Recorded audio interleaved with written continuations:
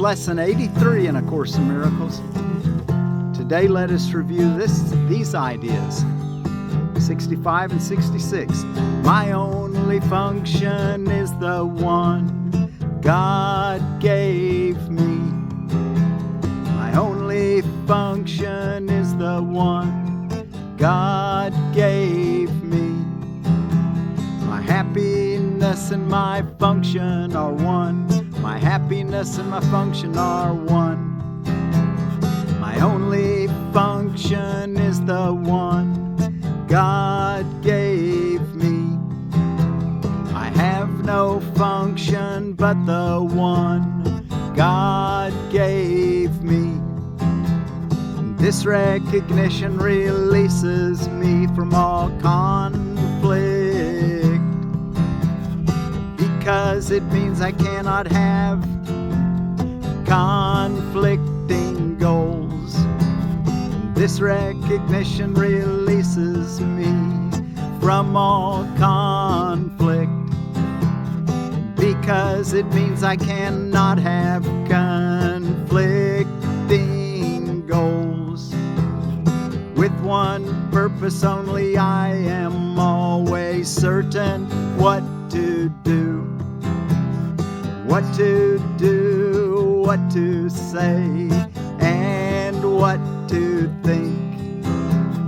With one purpose only, I am always certain what to do and what to say and what to think. All doubts must disappear as I acknowledge my only function.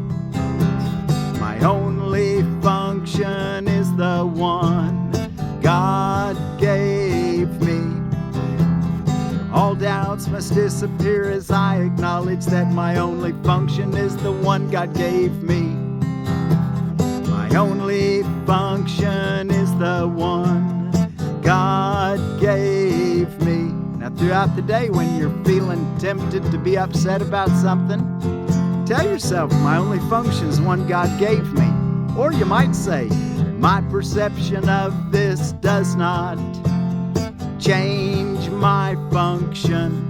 Or you might say, this does not give me a function other than the one God gave me. Or possibly, let me not use this to justify a function God did not give me. Why? Because my only function is the one God gave me. Then our Lesson 66 review is my happiness and my function are one. My happiness and my function are one. My happiness and my function are one. All things that come from God are one. All things that come from God are one. They come from oneness and must be received as one. Fulfilling my function is my happiness. Fulfilling my function is my happiness, because both come from the same source. Both come from the same source. Fulfilling my function is my happiness, because both come from the same source. And I must learn to recognize what makes me happy if I would find happiness. I must learn to recognize what makes me happy. I must learn to recognize what makes me happy if I would find happiness. My happiness and my function are one. And some useful forms for specific applications of this idea are, so if you're tempted, say, this cannot separate my happiness from my function, or the oneness of my happiness and my function remains wholly unaffected by this. The oneness of my happiness and my function remains wholly unaffected by this. Or you might say, nothing including this can justify the illusion of happiness apart from my function. My happiness and my function are one. My happiness and my function are one. My only function is the one God gave me. My only function is the one God gave me. My happiness and my function are one. My happiness and my function are one. My happiness and my function are one, and my only function is the one God gave me. Review for lesson 83 for Tuesday, March 24th of 2026. Thank you all so much for joining me. I'm Forgiveness Willie, teaching forgiveness from the woods on a place here in the Ozarks. And we just sang through the whole lesson, so you kind of got it, you know what to do. My only function is the one God gave me. That was lesson 65. We're supposed to take a longer period, 15 minutes in the morning, and read through that lesson 2 or 3 times. And you can do it during your 15 minutes, and then close your eyes and go within and ask God for what He has for you. Be still and quiet, and let peace fill your thoughts. And then throughout the day, think about that. Use it for temptation. Use it, make sure you stay peaceful. And use it every hour, maybe a couple times an hour.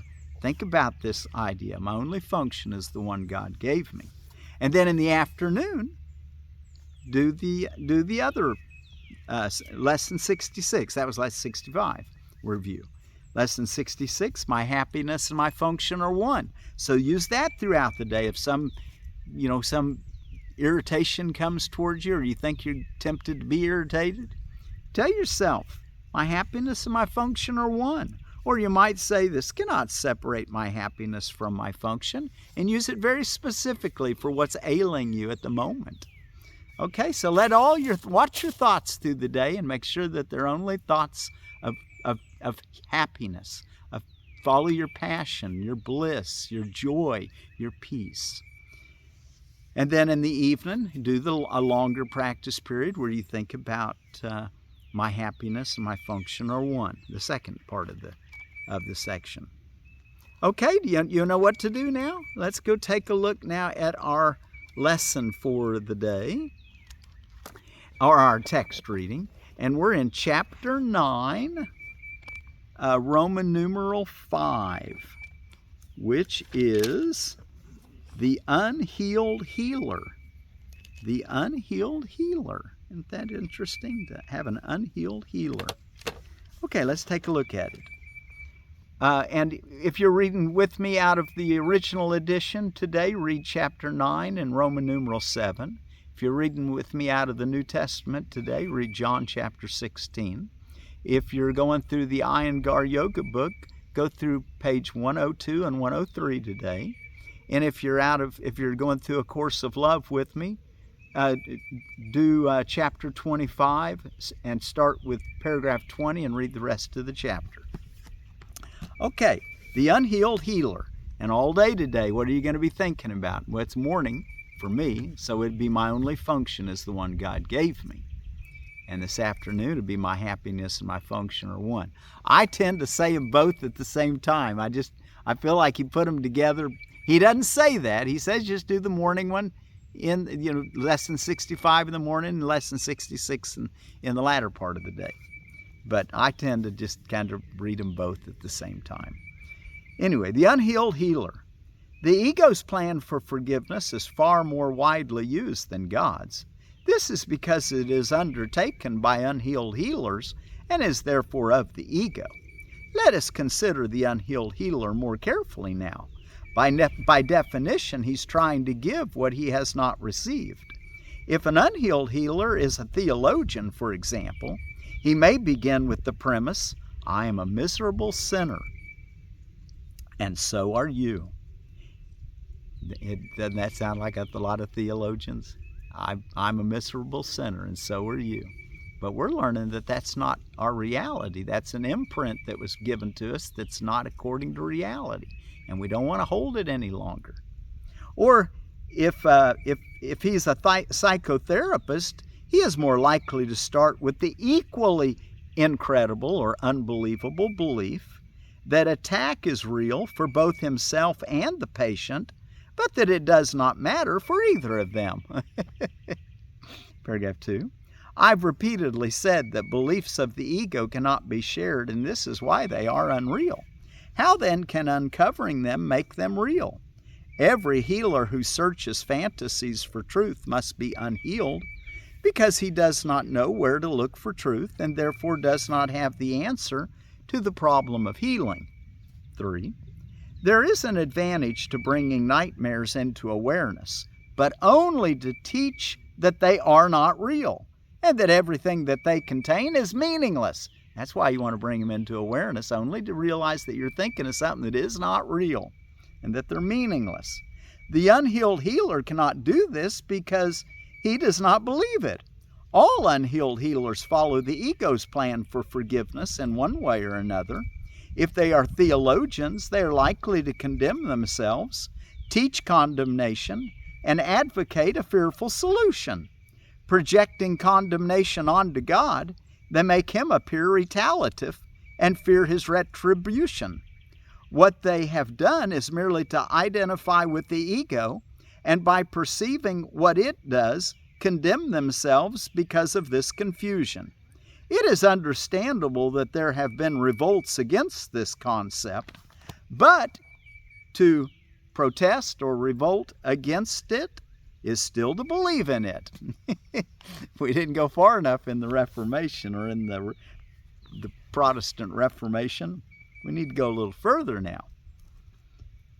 Paragraph 4. Some newer forms of the ego's plan are as unhelpful as the older ones, because form does not matter and the content has not changed.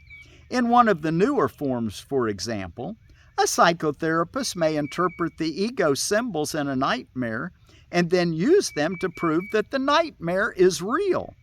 Having made it real, he then attempts to dispel its effects by depreciating the importance of the dreamer.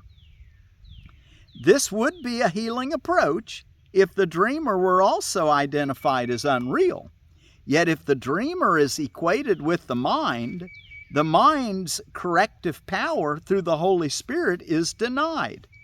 This is a contradiction even in the ego's terms, and one which it usually notes even in its confusion. Paragraph 5. If the way to counteract fear is to reduce the importance of the mind, how can this build ego strength? Such evident inconsistencies account for why no one has really explained what happens in psychotherapy. Nothing really does.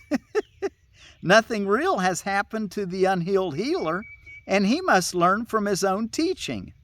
His ego will always seek to get something from the situation. The unhealed healer, therefore, does not know how to give and consequently cannot share. He cannot correct because he is not working correctively. He believes that it is up to him to teach the patient what is real, although he does not know it himself. Paragraph 6. What then should happen when God said, what then should happen? When God said, "Let there be light," there was light. Of course, that's a quote out of Genesis chapter 1 and verse 3. There at the very beginning of the Bible. Let there be light. What then should happen? When God said, "Let there be light," there was light. Can you find light by analyzing darkness as the psychotherapist does? Or like the theologian, by acknowledging darkness in yourself and looking for a distant light to remove it while emphasizing the distance? Healing is not mysterious. Nothing will change unless it is understood.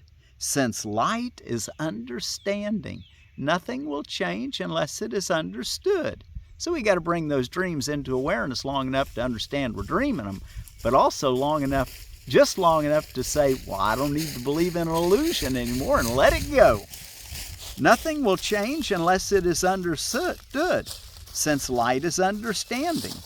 A, in quotes, miserable sinner cannot be healed without magic. Paragraph 5. Both forms of the ego's approach, then, must arrive at an impasse, the characteristic impossible situation to which the ego always leads. It may help someone to point out where he is heading, but the point is lost unless he is also helped to change his direction. The unhealed healer cannot do this for him, since he cannot do it for himself. The only meaningful contribution the healer can make is to present an example of one whose direction has been changed for him and who no longer believes in nightmares of any kind.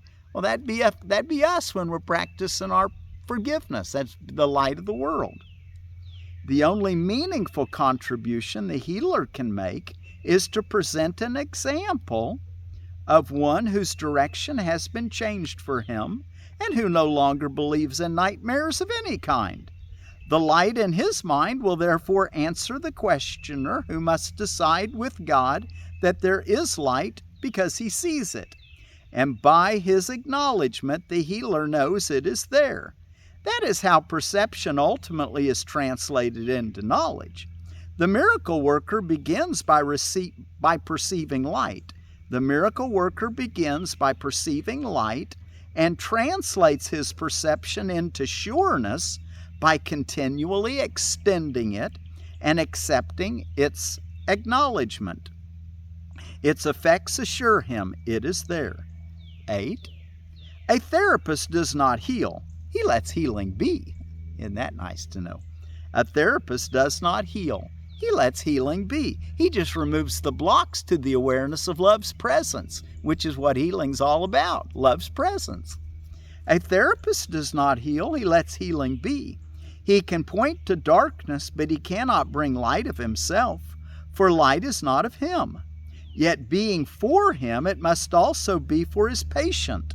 The Holy Spirit is the only therapist. He makes healing clear in any situation in which he is the guide. You can only let him fulfill his function. He needs no help for this. He will tell you exactly what to do to help anyone he sends to you for help, and will speak to him through you if you do not interfere. And remember, everyone that comes to you has come to you for your help.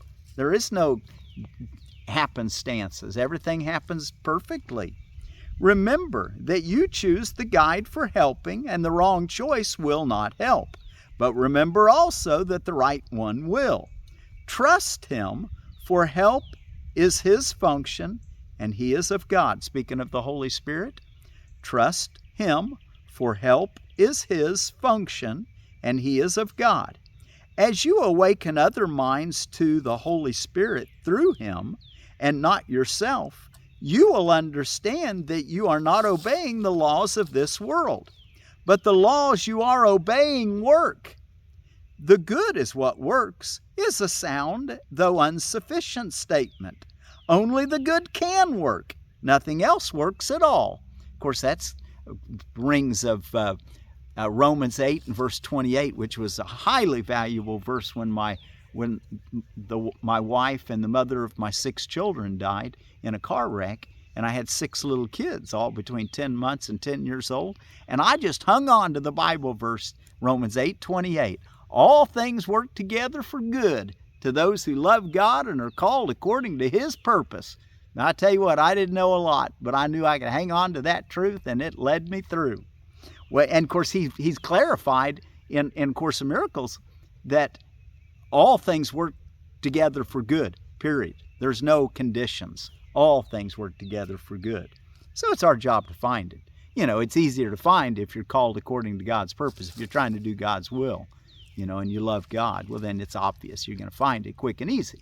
But if you haven't, everything's still working together for good. Everyone that comes to you is perfectly for you and bringing a blessing to you, and somebody that you can exchange a blessing to, even if it's just a thought of joy.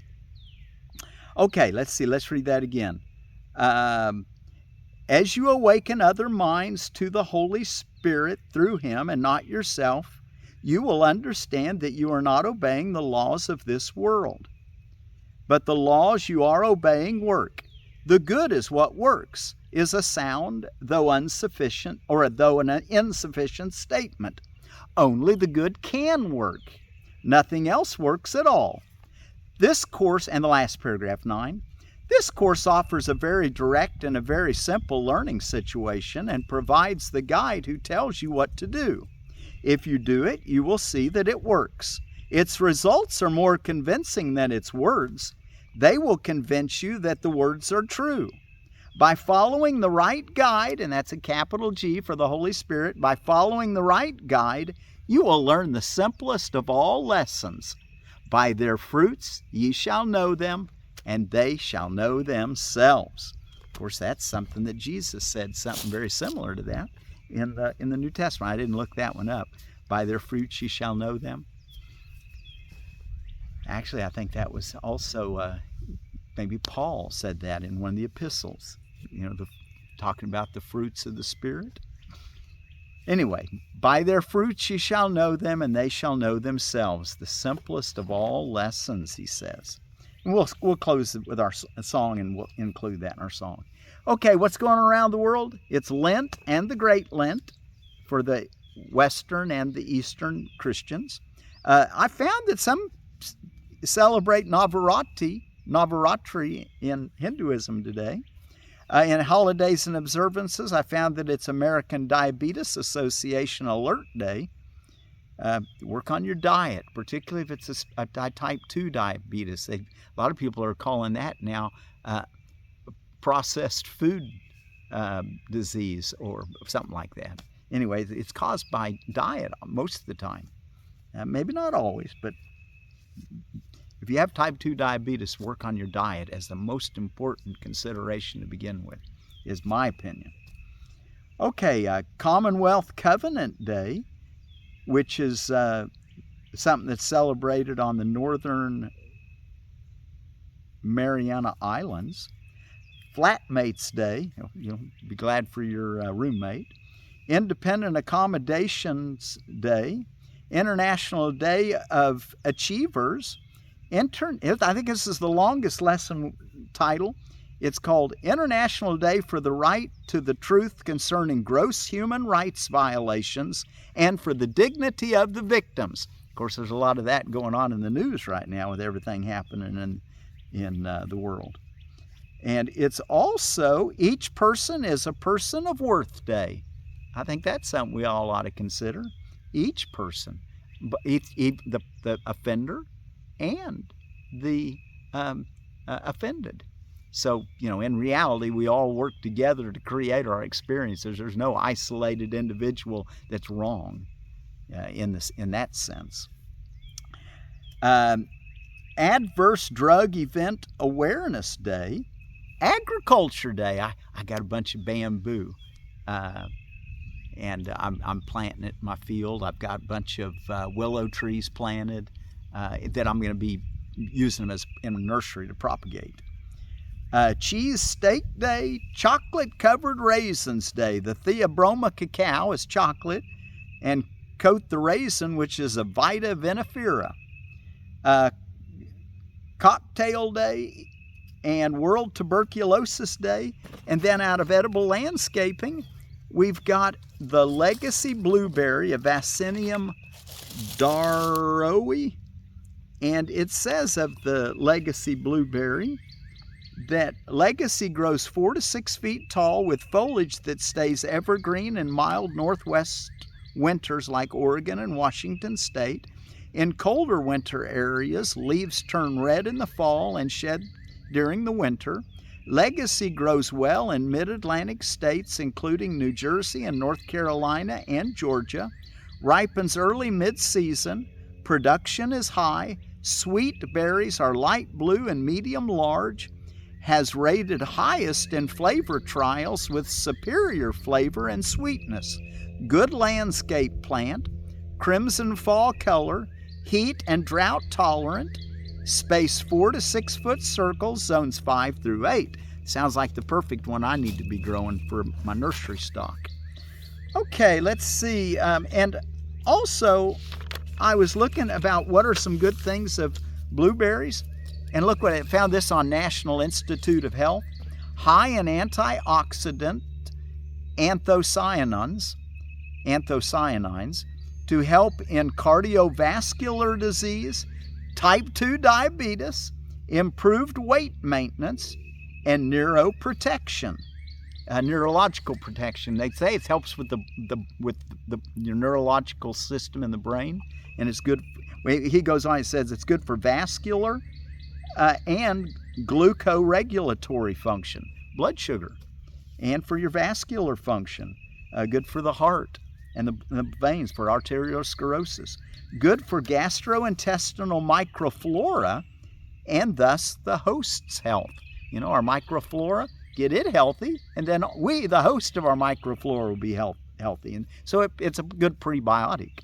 Helps in degenerative diseases and in the aging process. Okay, eat some blueberries every day, or often. Okay, let's see. Let's close with our song. How are we looking? Okay, we'll do an abbreviated version of our song. Let me get set up here.